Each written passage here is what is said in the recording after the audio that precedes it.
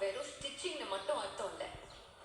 தையல்னா பெண், நாயகினா தலைவி. தையல் நாயகினா பெண்களின் தலைவி. அது நான் தான். இவ்வளவு அடிக்கிறதுக்கு 5 பேர் அனுப்பிச்சு வச்சாரு அவரு. 100 பேர் லைக் பண்றாங்க, 20 பேர் ஷேர் பண்றாங்க.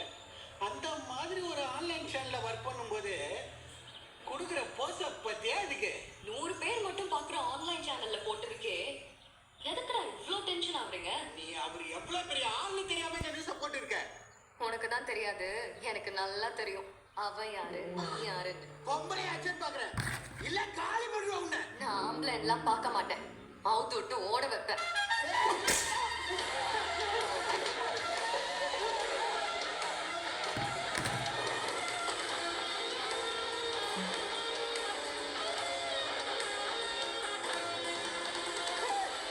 ஏன்டா பொம்பளையா பிறந்தோம், ஏன்டா அவங்கிட்ட மாட்டணும் கத்துவ கதறி. பொம்பளைய கதற விட ஆம்பளையா இருந்தா மட்டும் பத்தாது, அதுக்கு மேலேயும் வேணும் கீழேயும் வேணும்.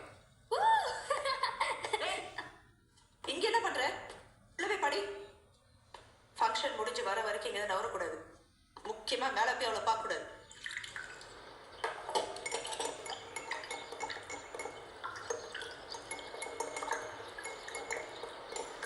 வாடி. எப்படி அத்தை? நான் தானே கண்டுபிடிச்சீங்க? உங்க அம்மா ஊசி போன வடையில ஒரு குழம்பு பண்ணுவாளே, அந்த வாசனை ஸ்டெப்ஸ் ஏறி வரும்போதே தெரியும் நீதான் வரேன்னு. என்ன தைரியமா மேல வந்திருக்க? அப்பா அம்மா வெளியே போயிருக்காங்க. உட்காரு. இதா சாப்பிடு. உன் தம்பி அவன் பயந்துக்கிட்டு வரமாட்டேன்னு சொல்லிட்டான். சாக்லேட் வாங்கி தரேன், அப்பா அம்மா கிட்ட சொல்லாதேன்னு கன்வின்ஸ் பண்ணிட்டு வந்தேன். சொல்லு. இல்லை, நானும் உங்களை மாதிரி ஆகணும். என்ன மாதிரியா?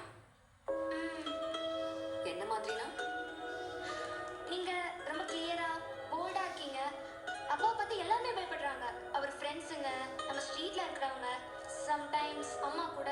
ஆனா நீங்க மட்டும் அவருக்கு பயப்படாம டே என்னன்னு கூப்பிடுறீங்க. உன் அப்பா மட்டும் இல்ல, ஏன் அப்பாவே நான் டே அப்பா தான் கூப்பிடுவேன். எனக்கு அப்பவே பயம் கிடையாது. ரியலி? ம். அப்போ ரொம்ப கஷ்டம். அவர் ஏதோ ஒர்க் டென்ஷன்ல பேசிட்டாரு. இந்த வீடியோ ரிமூவ் பண்ணிடுங்க ப்ளீஸ். ஒர்க் பண்ண டென்ஷனா இருந்தா வேலையை விட்டு போங்க. வேலையே இல்லைன்னு டென்ஷனா இருக்கிறவங்க வந்து சேர்த்துப்பாங்கல்ல. வந்திருக்கிற கமெண்ட்ஸ் எல்லாத்தையும் பொறுமையா நிதானமா படிங்க. அதான் போலீஸை பத்தியும் போலீஸ் டிபார்ட்மெண்ட் பத்தியும் பப்ளிக்கோட ஒப்பீனியன். இதையெல்லாம் விட்டுட்டு நாங்க நேர்மையானவர்கள், உண்மையானவர்கள், கடமை, கண்ணியம், கட்டுப்பாடு தவறாதவர்கள்னு சுதந்திர தினத்துக்கும் குடியரசு தினத்துக்கும் நீங்களே மெடலை மாத்தி மாத்தி குத்திக்கிட்டீங்கன்னு வச்சுக்கோங்க, மக்கள் அவங்கள மதிக்கவே மாட்டாங்க.